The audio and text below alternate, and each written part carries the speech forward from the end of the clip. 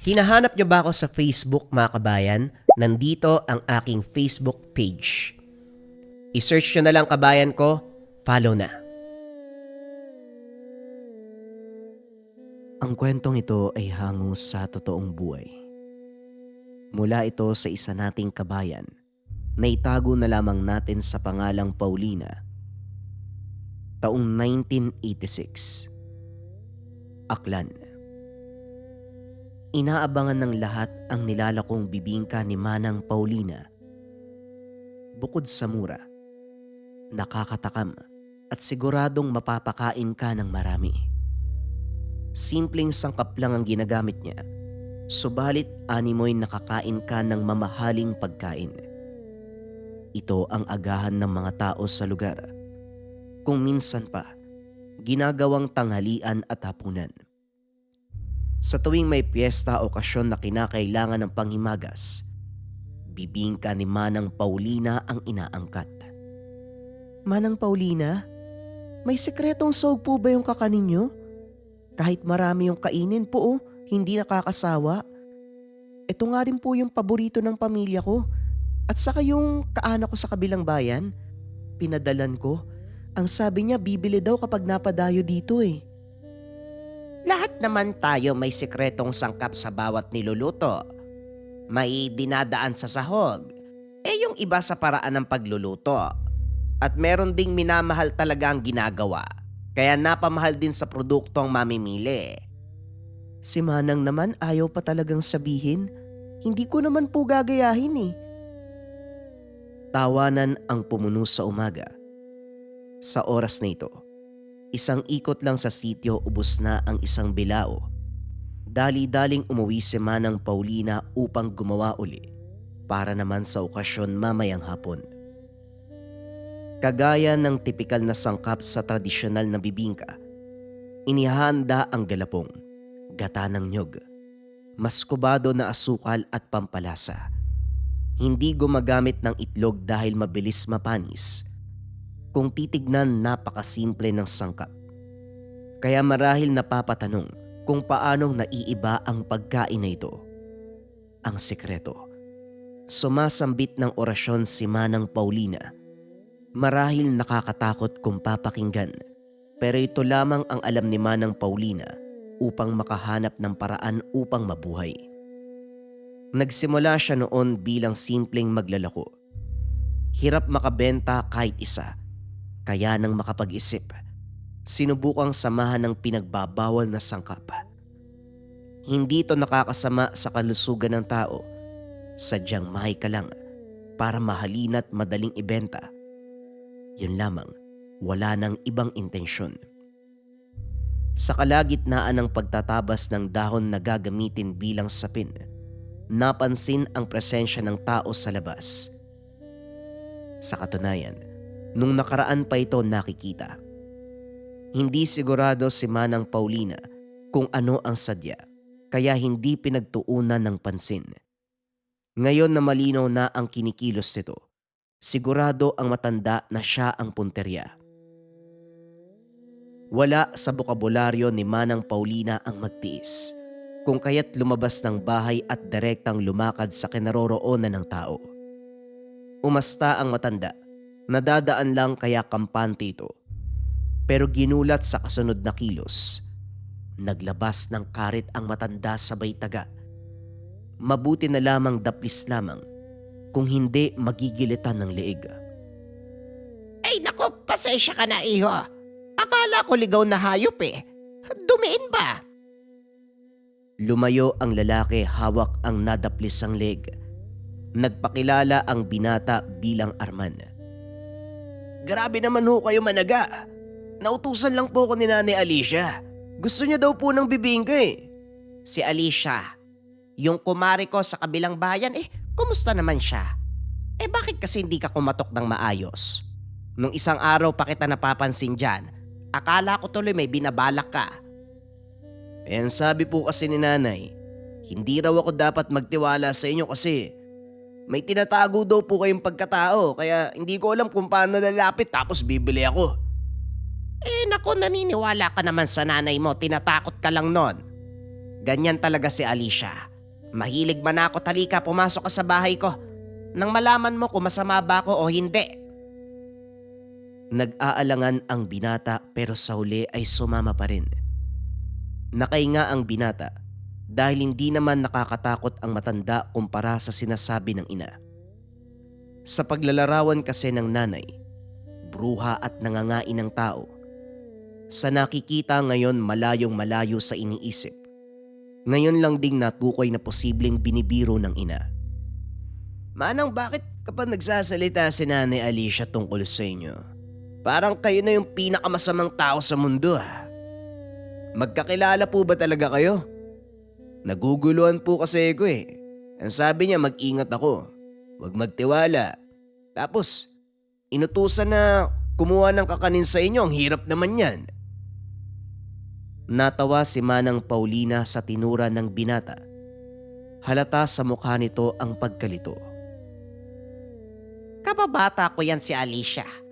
Marami na kaming pinagsamahan at likas sa amin ang pagsabi ng kasamaan laban sa isa't isa. Pero ni isa sa mga yan walang katuturan. Kumbaga, nasanay lang kaming magsiraan pero ang totoo mahal namin ang isa't isa. Ano ba ang inutos sa'yo? Ordinaryo o espesyal? Wala naman pong sinabi pero ano po bang pinagkaiba ng ordinaryo at espesyal? Ang ordinaryo, yung bibingka na madalas natitikman sa araw-araw. Ang espesyal bihira lang. Natitikman lang sa oras na hilingin ng tao. Ganito na lang, sino bang papakainin ng nanay mo?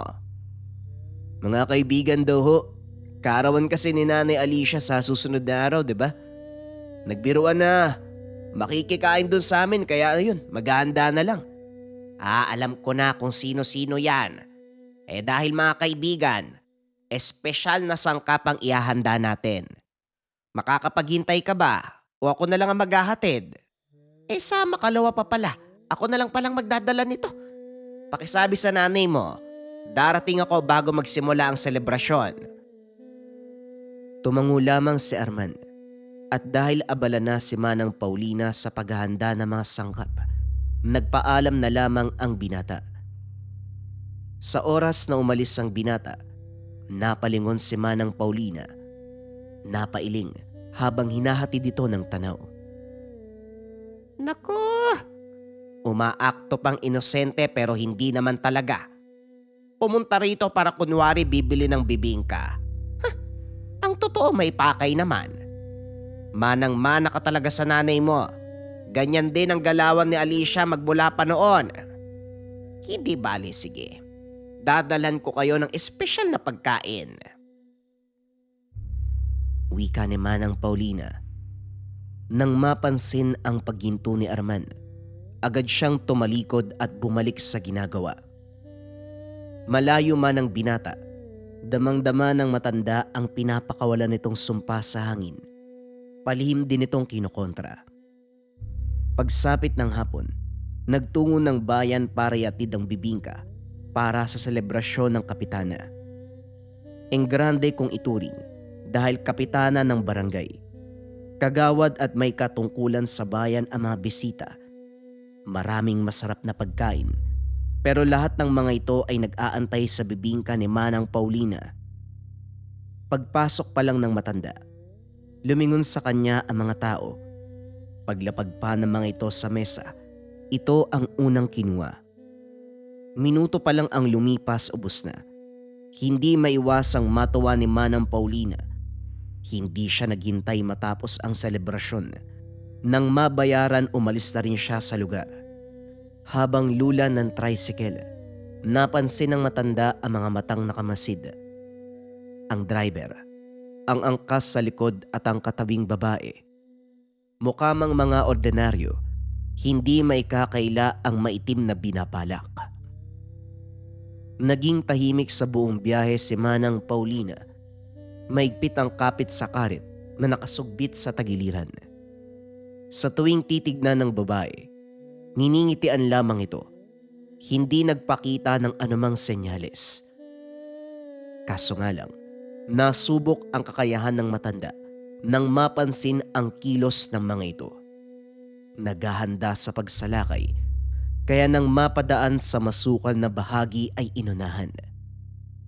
Sumemplang ang tricycle ng atake ni Manang Paulina ang driver. Kasunod na hinila. Isinabay sa pagtalo ng babae. Ginilitan ito sa leeg kung kaya't humandusay na lamang sa tabi. Ang lalaki naman agarang bumangon sabay sugod. Pero dahil nagtamo na ng pinsala, natalo ng matanda sa lakas. Pasimple itong sinaksak sa paa at pinunterya sa ulo. Mahusay ka pa rin kahit matanda na. Hindi pa ba sumasakit ang mga tuhod mo? Wika nito. Hindi na nagulat si Manang Paulina kung nakuha pa ring tumayo. Itong si Manong Javier, ang kilalang albularyo ng araw.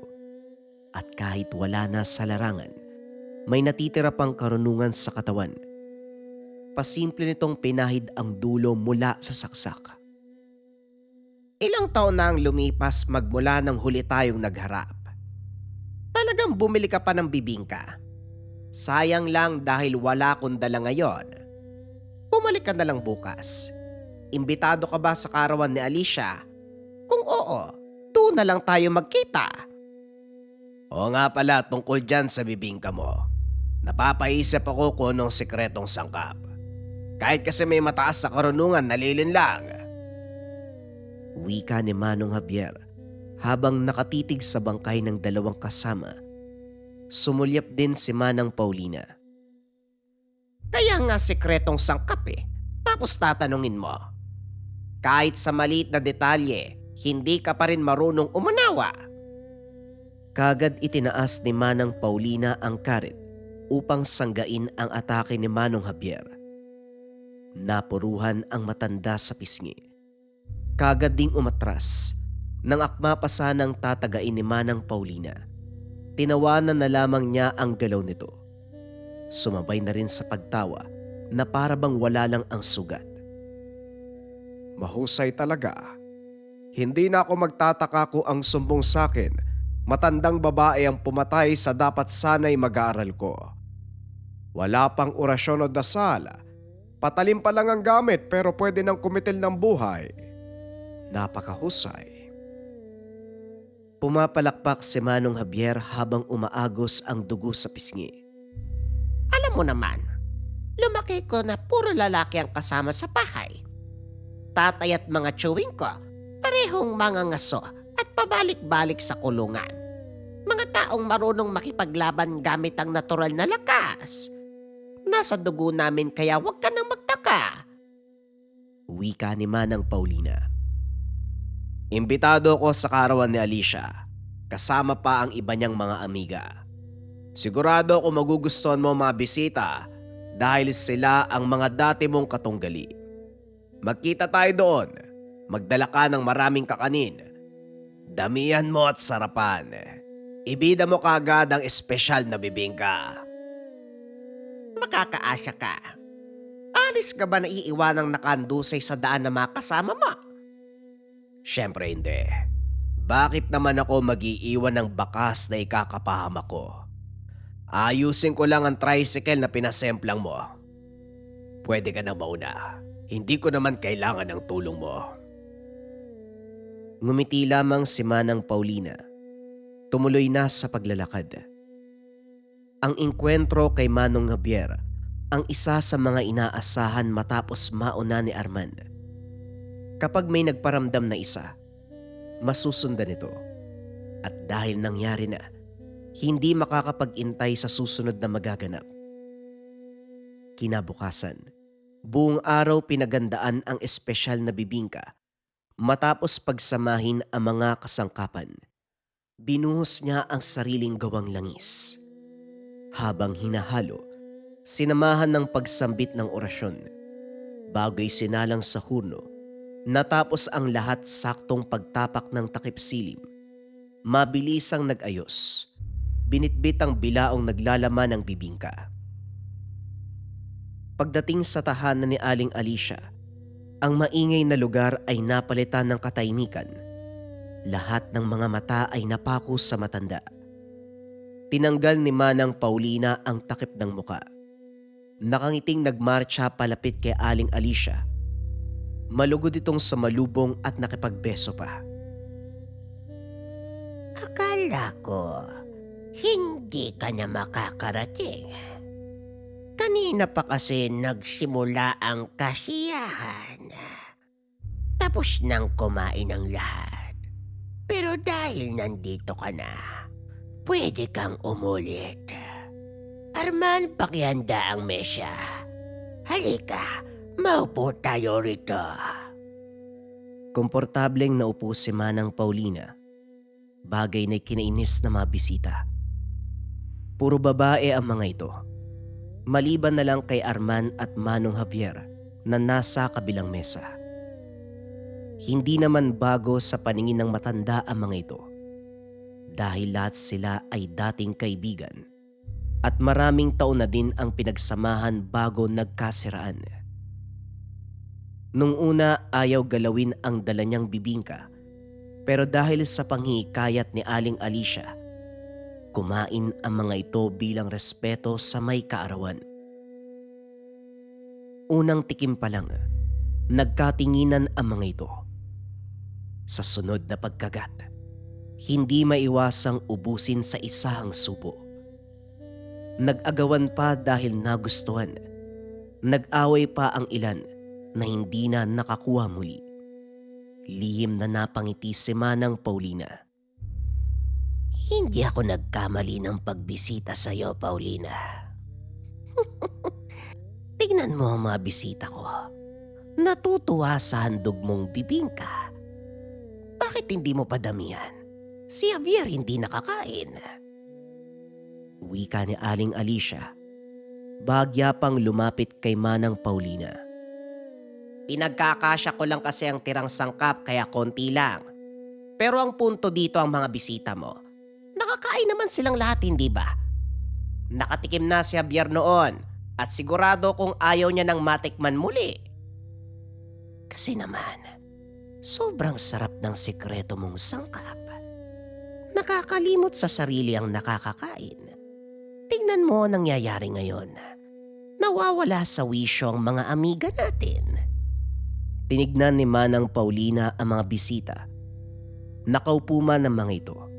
Makikita sa mga mata na nagtataka kung ano ang ginagawa sa lugar. Nagsimula na ring mawalan ng malay ang iba. Isa-isang natumba. Saka naman kumilos si Arman at Manong Javier. Ang naiwan sa mesa ay sina Manang Paulina at Aling Alicia. Hindi ko nagustuhan ng pagpapadala mo kay Arman sa tahanan ko. Pwede naman siyang pumasok kaagad. Bakit kailangan pang magmasid ng ilang araw?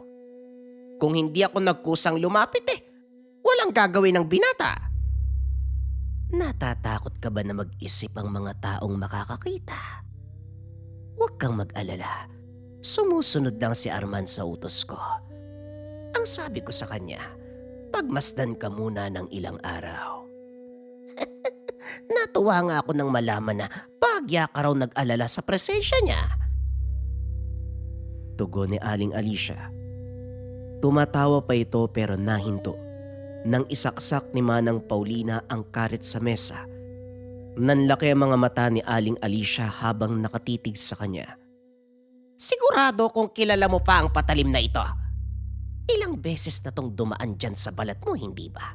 At sa tuwing mangyayari, ilang buwan din ang lilipas bago ka gumaling. Sabihin mo sa akin anong plano mo. Kasabot mo ba si Javier sa oras na to? Isa lang naman ang gusto ko. Puksain natin ang angkan ni Manolo. Tumarami na sila at balak sakupin ng maliliit na manggagaway katulad ko. Siyempre, ayoko magpasakop. Kaya kailangan kong gumawa ng paraan para magbigay ng mensahe sa kanya. Sigurado ko, ang nangyari sa selebrasyon makakarating sa kanya. Napailing si Manang Paulina nang malaman ang punto ng salo-salo. Inabot niya ang bandehado at tinapon. Napabuntong hininga si Aling Alicia. Kung alam ko lang na idadamay mo ako sa plano mo, sana hindi na ako dumating. Sa pagkakaintindi ko kasi, gusto mo lang turuan ng leksyon ng mga dating amiga natin na minsan ang humamak sa'yo. Kaya pumayag ako kagad. Sa susunod, linawin mo kasi. Hindi lahat ng pagkakataon mahuhulaan ko ang takbo ng utak mo. Mauna na ako, lumalalim na ang gabi. Hindi nakapagsalita si Aling Alicia. Hindi na rin nag-intay si Manang Paulina. Sa pintuan naman bumungad si Manong Javier. Hindi nagpauli. Hindi mo pa rin ba nauunawaan ang takbo ng pangyayari? Isa itong alyansa. Paulina, ikaw at ako, pati na rin si Alicia. Magtulungan tayo para tupukin ang grupo ng manggagaway. At bakit naman ako sasali sa laban na alam kong dihado? Hindi mo ako maloloko, Javier. Alam nating tatlo na walang mapagkakatiwalaan sa atin kapag nagsama-sama tayo.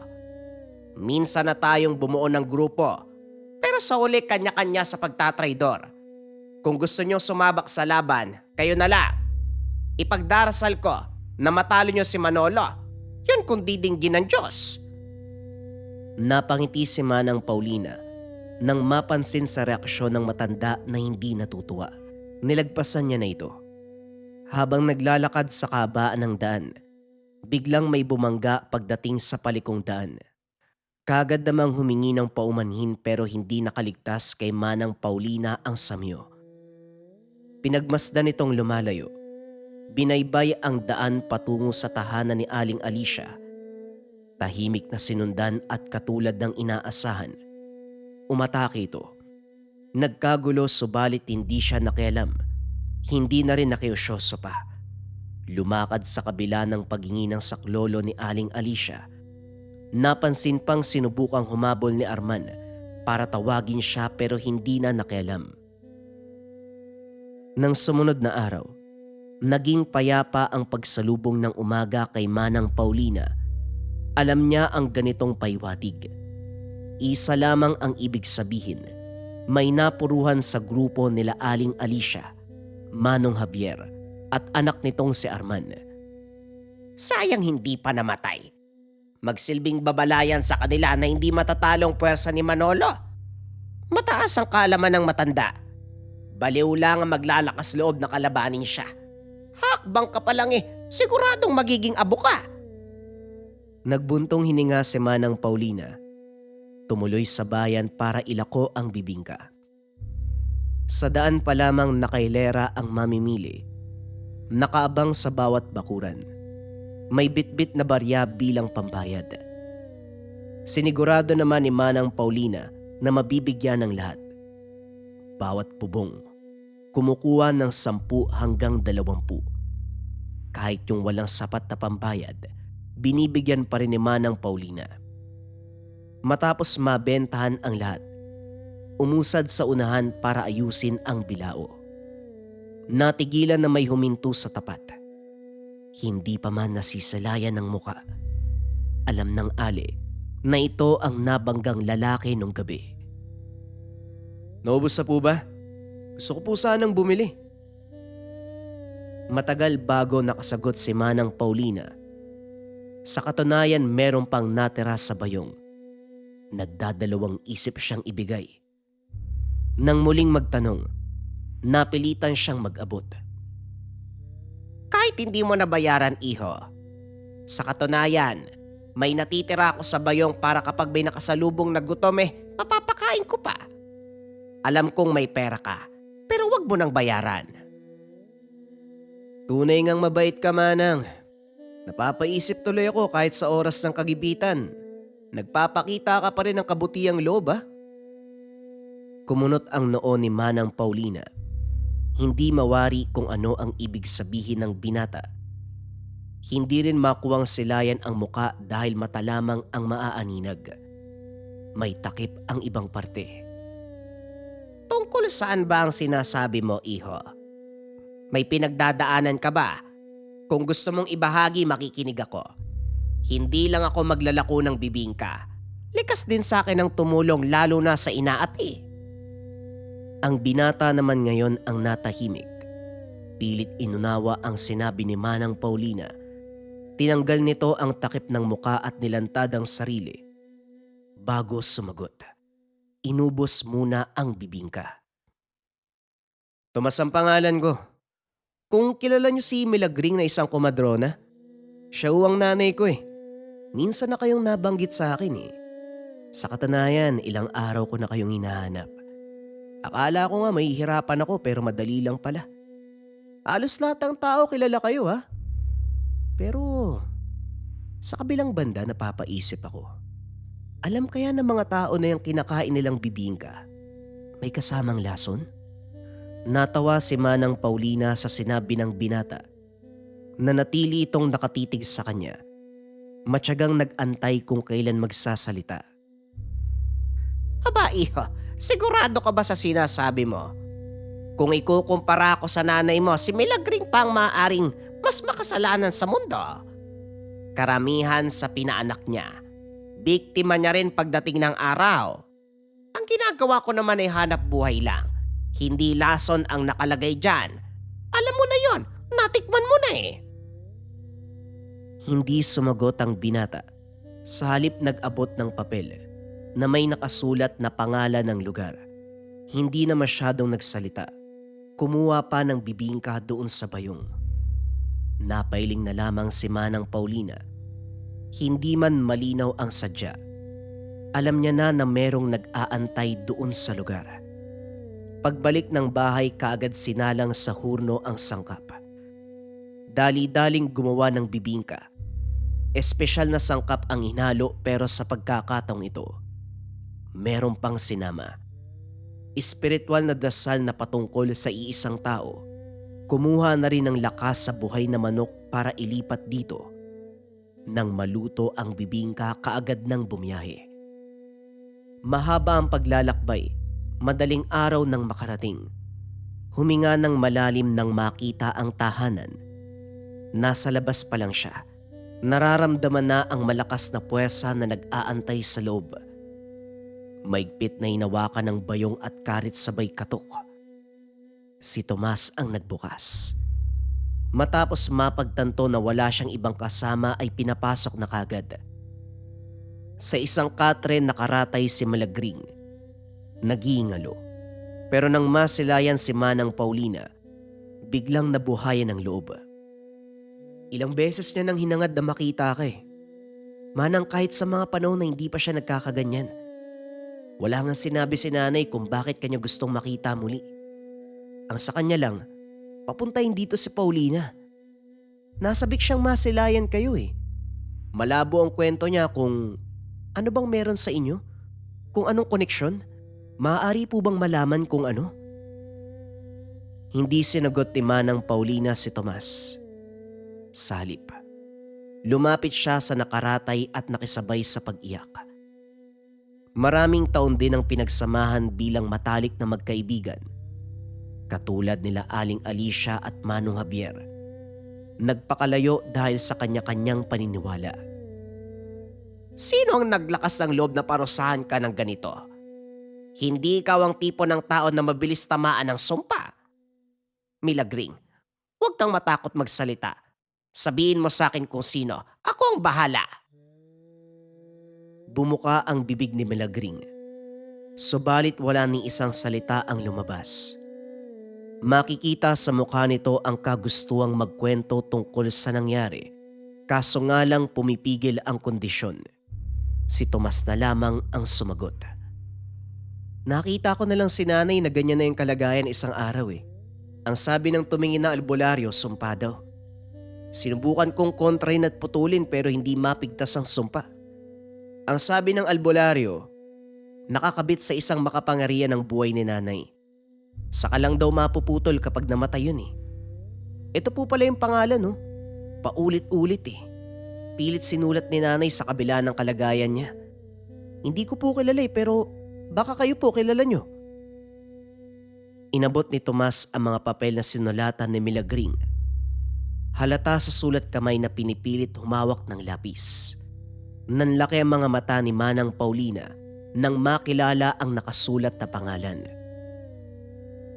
May kinalaman to sa nangyayari sa mga kaibigan ko. Ayoko sanang mangialam dahil ayoko ng gulo. Pero parang mapapasabak ako dahil sa kalagayan ng nanay mo. Bakit parang handa po kayong sumugal alang-alang kay nanay? Sino po ba talaga kayo? Hindi ko lang kababata at kaibigan ng nanay mo. Magkapatid kami sa ina. Nagkalabuan man nung araw, pero mas matimbang ang pagiging magkadugo. Kilala ko ang pangalan na ito. Ako na ang bahala, pero kailangan mong bantayan ng maigi ang nanay mo. Maraming galamay si Manolo. Hindi natin malalaman kung ano ang sunod niyang hakbang. Teka, may itatanong pala ako sa'yo. Sumugod ka sa tahanan ni Alicia nung gabi. Ikaw ang nakabangga ko sa daanan. Anong ginagawa mo sa kanila? Biglang namutla si Tomas. Agad ding nag-iwas ng tingin. Hindi na lang din pinilit ni Manang Paulina. Pero nang tatalikod na sana ay bigla itong nagsalita. May kailangan po akong gawin. Sumusunod lang po ako sa kung anong sinasabi sa akin eh. Hindi mo kailangan magpaliwanag. Kung sa tingin mo tama ang ginawa mo, hindi na ako mangingialam. Gayunpaman, nakakahalata na si Manang Paulina. May kung anong meron kay Tomas. Hindi pa lang klaro ngayon dahil kahit ito man ay may pag-aalangan na para bang napipilitan lamang sa ginagawa. Inasikaso ang kalagayan ni Milagring. Paralisado balikat hanggang paa. Nakakagalaw ang ulo pero medyo hirap sa pagkilos ang dila. Wala pang boses. Nang suriin, may katagalan magbula ng dumapo ang sumpa. Sa napapansin ni Manang Paulina, tipikal na sumpa lang naman ito katulad ng karamihang ginagamit pang tigalpo. Kaya nagtataka kung bakit ganito ang inabot. Nang balikan ang sinabi ng albularyo na binanggit ni Tomas, hindi maiwasang mag-isip. Tinanong ang binata at pinuntahan ng albularyo. Ilang sityo ang pagitan kaya madaling napuntahan. Dire-diretso ang pasok kahit may pasyente pa ang albularyo. Mautoridad ay inutusang lumabas. Nasindak kaya't umalis. Samantala, humugot ng patalim ang albularyo, itinuon kay Manang Paulina. Sandali lang naman, Manang. Sino ka para manggulo sa teritoryo ko? Ikaw ba'y nagkamali ng bahay na pinasok o ako talaga ang sadya mo? Di naman kita kilala eh. Pero ako kilala kita. Ikaw si Antonio, ang albularyo na tumingin sa kalagayan ni Milagring, yung kumadrona noon. Ngayon, kung ayaw mong magkagulo dito sa teritoryo mo, sabihin mo sa akin kung ano ang nangyari kay Milagring. Sigurado ko may mali dito. Anong mali? Sinasabi mo bang hindi ako seryoso sa ginagawa ko? Hoy, kung sino ka man wala kang karapatang manghusga. Huwag mong antayin na makatikim ka pa sa akin. Kilala mo ba si Manolo? May kaunti kang amoy na nagmumula sa kanya. Galing din kay Manolo ang kumapit na sumpa kay Milagring. Ngayon sabihin mo sa akin kung ano ang nalalaman mo. Napalunok ang albularyo. Hindi maiwasang umatras at sumiksik sa tabi. Hindi makatingin kay Manang Paulina. Sinindak ng sinindak hanggang sa bumigay.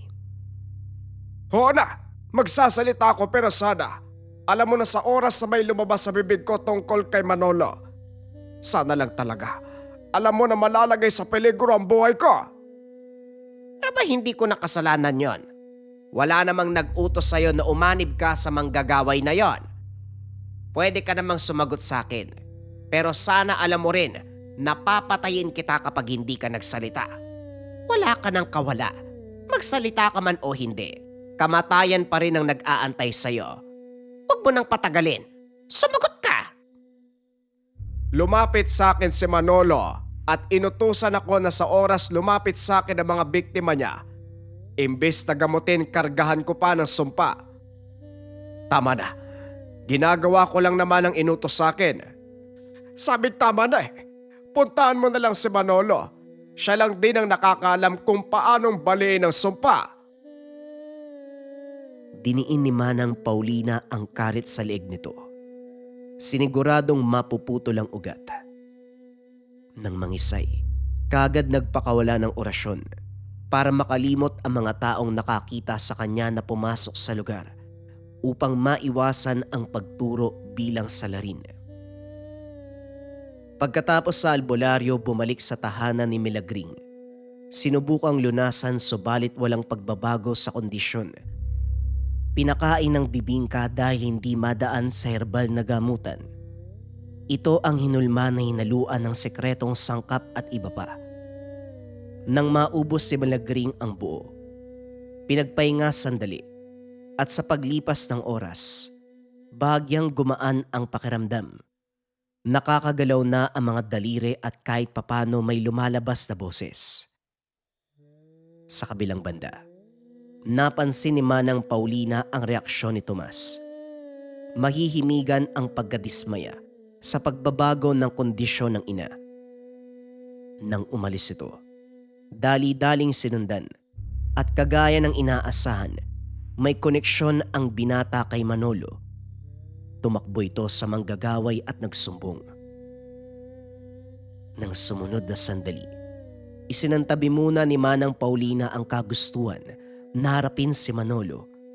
Binuhos ang atensyon kay Milagring na unti-unting gumagaling. Pinapakain lamang ito ng bibingka na may espesyal na sangkap. Sinasabayan ng orasyon. Sa tahanan muna nito nanuluyan si Manang Paulina. Nais masigurado ang kagalingan ng kapatid sa ina. Kasabay nito ang pagpipigil na sumbatan si Tomas. Naging hamon din sa kanya ang pagsasagawa ng ritual upang kontrahin ang sumpa dahil palihim din itong nagri-ritual. Napansin kasi ng Ali na walang ideya ang ina sa ginagawa ng anak. Mahirap pa ang kondisyon at para makaiwas sa anumang aberya sa pagpapagaling, hindi na muna binanggit. May pagkakataon na gusto ng patulan ng binata. Pinipigilan na lamang ang sarili. Naririndi sa boses nito sa tuwing kinakausap si Milagring. Magpapakita ng pag-aalala pero sa likod na mangiti, panay mura sa pagtanto na malapit ng gumaling. Isang araw, nang magpaalam ang binata kagad binuntutan. Wala pa ring pagbabago. Sa baluarte ni Manolo ang punta. Maigpit pang yayakap sa anino na matagal nang magkalapit. Gamit ang tinatagong kakayahan, nagawang pakinggan ang usapan.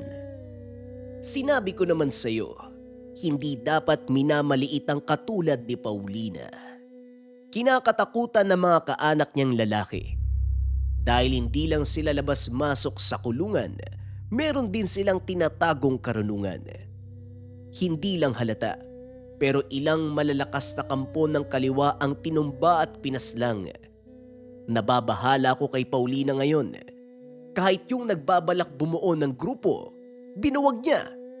Swerte lang ako dahil magkapareho kami ng lakas. Nag-aalangan siyang sumugod sa akin. Wika ni Manolo. Mataas ang tingin sa sarili. Pero matutupad din po ang sinabi nyo na kapag naitumba ko si Paulina, ibibigay nyo sa akin ang libretang inaral nyo para maging mahusay na manggagaway. Tama ka, pero dapat mo munang patayin si Paulina. Matagumpay mong naidispatch siya ang mga kaibigan niya, kaya wala na siyang kakampi. Ipapayo ko lang na mag-ingat ka dahil kapag natunugan niya ang galaw mo, kahit sabihin pa nating pamangkin ka, kahit kalahating kapatid niya ang nanay mo, hindi ka pa rin kakawaan. Nag-iingat naman po ako. Makakaasa po kayo.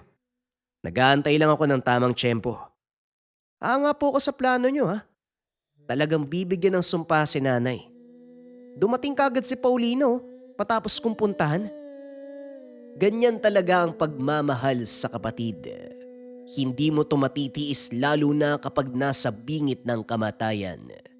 Siguraduhin mo lang na madedispatch siya ang matanda para wala nang sagabal sa plano kong pagpapalawak ng kapangyarihan. At kapag nagawa mo, ituturo ko sa iyo ang lahat upang maging manggagaway ng mas mahusay pa kumpara sa akin.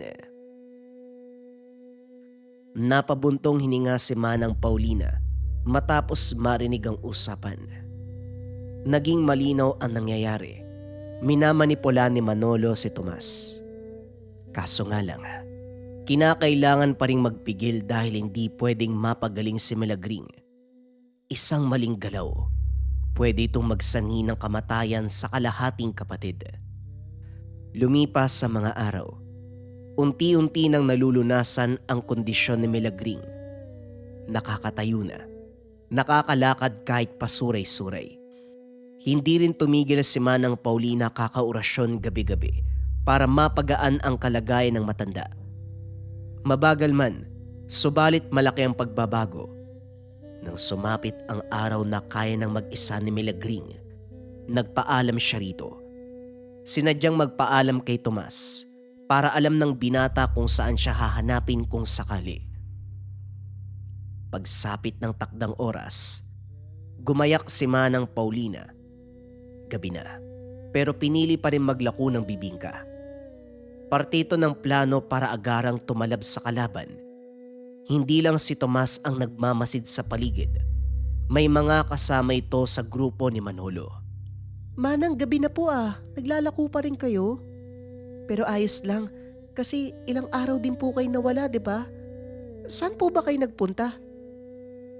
Wika ni Nerva. May inasikaso lang nakaanak. Nagkasakit kasi tapos wala mag-aalaga. Nga pala, kumusta ang pakikipagsabwatan mo sa grupo? Ito ang tanong na naging dahilan para mabitawan ng suki ang pinamili. Ngumiti lamang si Manang Paulina sa reaksyon nito.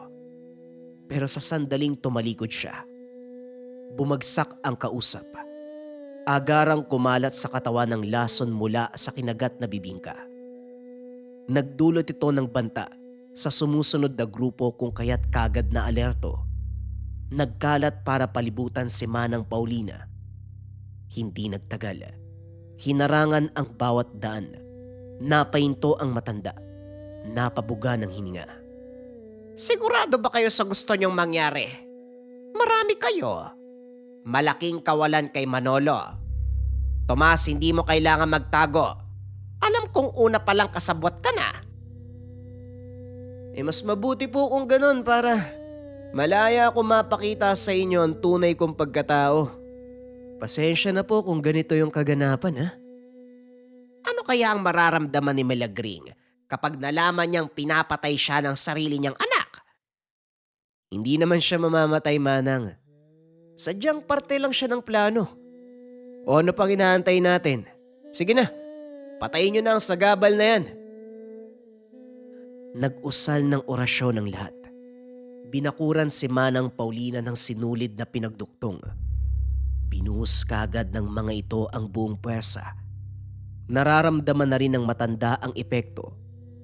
Kabilang dito ang matinding pananakit ng ulo, kusang pagbaliktad ng sikmura, pagkaparalisa ng katawan, pagtigil ng pintig ng puso. May iba na nagbabato ng sakit na walang lunas, subalit hindi ito tumatalab. Nang matapos ang buong orasyon, pasimpleng humikab tanda ng pagkaburyo. Nagkatinginan ang mga ito. Nagtatanong kung ano ang nangyayari.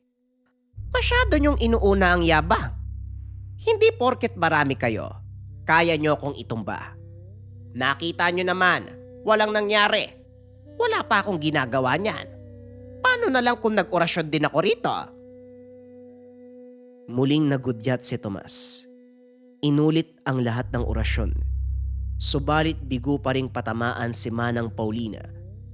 Nasagad sa galit si Tomas, kung kaya't ibinida ang lakas ng pisikal na galaw. Hinamon ng mano-mano ang matanda, pero pasaksak pa lang siya. Tumagos na sa tagiliran ang karit ni Manang Paulina. Tumabing naghihingalo. Tatakas na sana makasama pero napapalibutan na sila ni Manong Javier, Aling Alicia at Arman. Si Tomas sana ang pakay ng mga ito para gumante sa ginawa nung gabi. Kaso bagsak na ang binata. Paulina, alam mong may ginawa sa amin si Tomas. Pero dahil naghihingalo na siya, Ibalato mo na lang sa amin na makasama niya. Wika ni Manong Javier. Hindi sumagot sa salita si Manang Paulina. Tumalikod lamang at hinayaan silang magtuos. At para isahang ligpit sa gabing ito, naglakas loob si Manang Paulina na lusubin ang balwarte ni Manolo.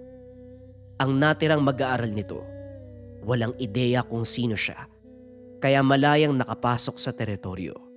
Nagpanggap siyang naglalako ng bibingka. Nagkwentuhan pa ang mga ito pero sa sandaling naubos ang kakanin ay siya ring pagbagsak. Lumabas si Manolo para tawagin ang mag-aaral. Pero laking gulat nang makitang nakahandusay na ang lahat. Nang masipat si Manang Paulina, nakatalikod pa lang pero nakilala na kaagad. Nakaramdam siya ng takot. Napalunok pa nang magsalita ang ali. Gumamit ka pa ng kadugo ko para puksain ako. Alam mong hindi ako sumasanto kahit kaanak pa yan. Kaya siguro si Tomas ang ginamit mong pain. Pinaglaruan mo ang buhay ng binata. Gusto niyang maging katulad ko. Siyempre, hindi libreng makarating sa aking posisyon. Katuwaan lang naman eh. Hinamon ko siya na kapag naitumba ang pinakamalakas na si Paulina, doon ko ibibigay ang libreta at tuturuan siya upang maging mahusay na mangyayanggaw. Hindi ko alam na seseryosohin pala. Kaya nga ako lumabas para mag-utos na pigilan siya. Katuwaan lang pala. Mukha ba akong nagbibiro, Manolo? Sa tingin mo, maniniwala ako sa mga sinasabi mo. Alam mong kilala natin ang isa't isa. Hindi mo ko maiisahan. Nananalaytay sa ugat mo ang dugo ng ama ko. Ano man ang mangyari, baliktarin man ang mundo. Magkadugo tayo kahit anak ka sa labas. Kahit papano, medyo kabisado kung takbo ng utak mo. Hindi man ito nakasama at kinilala ng pamilya bilang kapatid sa ama. Sa dugong nananalaytay sa mga ugat, pamilyar na sa kilos nito. Hindi mo ko masisisi kung gusto kitang patayin. Bukod sa ikaw ang legal na anak, gusto ko ring maangkin ng karunungan na meron ka. Naisip ko kapag namatay ka, makukuha ko ang titulo mo bilang kinakatakutan ng mambabarang, mangkukulam at manggagaway. Oo, malakas ako sa larangan bilang manggagaway, pero kapag ikaw na ang pag-uusapan, wala ako sa kalingkingan mo. Gusto kong makuha yun, pero bistado ako. Sa kabilang banda, pinili ni Manang Paulina ang magaan na pamamaraan. Lumapit kay Manolo at inabutan ng bibingka. Lalo itong nanginig dahil alam kung ano ang ibig sabihin. Sa nakalipas na mga taon, pinili kong manahimik at huwag makialam sa'yo. Hindi ka rin naman nagpapalaganap ng sakit o ng bibiktima sa mga tao. Kaya akala ko magiging maayos ang lahat. Kaso sa padalos-dalos mong kilos, eto pa rin ang inabot. Sige, kainin mo yan para magkalaman ng tiyan mo bago ka sumakabilang buhay. Nanginginig na kinuha ni Manolo ang bibingka. Naluluha habang inunguya. Humihikbi habang inuubos ang bibingka. Ngayon lang naglakas ng loob na tumingin sa mga mata ni Manang Paulina. Sa susunod na buhay, hindi na ako matatakot sa iyo. At sana sa susunod kong buhay, hindi lang ako matapang kapag wala ka. Sana sa susunod kong buhay ay mahigitan na kita. Tama na! Ang mabuti pa magpahinga ka na. Tanggapin mo na ang kamatayan mo.